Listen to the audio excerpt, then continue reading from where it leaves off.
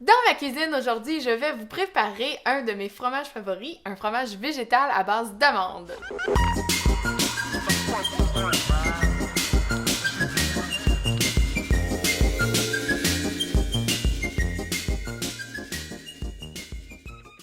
C'est super facile, c'est un fromage qu'on va faire fermenter pendant une nuit. Donc les ingrédients qu'on a de besoin, je vais prendre bien sûr des amandes que j'ai fait tremper pendant une nuit pour éliminer les inhibiteurs d'enzymes et permettre à l'amande de commencer sa germination et d'exploser son côté nutritif. Donc une tasse et demie d'amandes que je vais brasser avec une demi-tasse d'eau dans mon Vitamix. Le but ici, c'est de mettre le moins d'eau possible pour réussir à avoir un fromage qui est vraiment épais, qui est crémeux. Attention, c'est parti.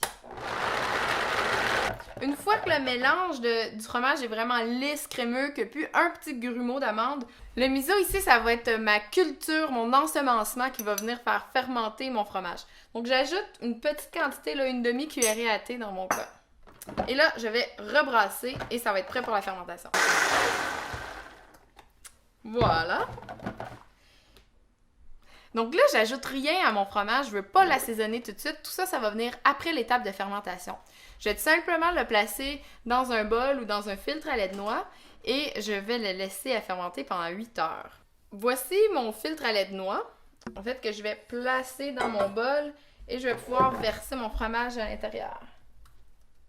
Comme ça, à la maison, si vous n'avez pas de Vitamix, et c'était pas possible de rendre votre crème d'amande vraiment lisse et soyeuse et vous avez dû mettre un peu plus qu'une demi-tasse d'eau, bien tout simplement en le mettant dans votre sac à lait de noix, l'excédent d'eau va pouvoir s'égoutter pendant les 8 heures de fermentation.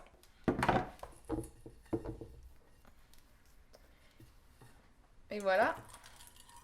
Il ne vous reste plus qu'à l'attacher et allez vous coucher.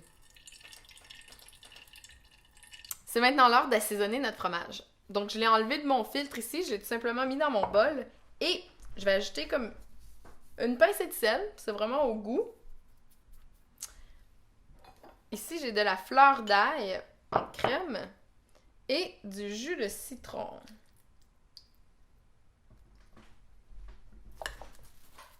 On peut l'assaisonner avec de la coriandre, un paquet d'herbes fraîches. C'est bon avec de la sauge, du thym, du basilic. C'est vraiment votre choix. D'ailleurs, l'autre fois, je l'ai essayé avec de la roquette. C'est super bon. Pour l'instant, aujourd'hui, je vais le laisser comme ça. On peut le garnir avec une touche d'huile d'olive, de la sauge,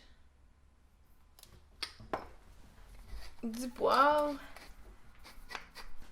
Et voilà! C'est aussi simple que ça.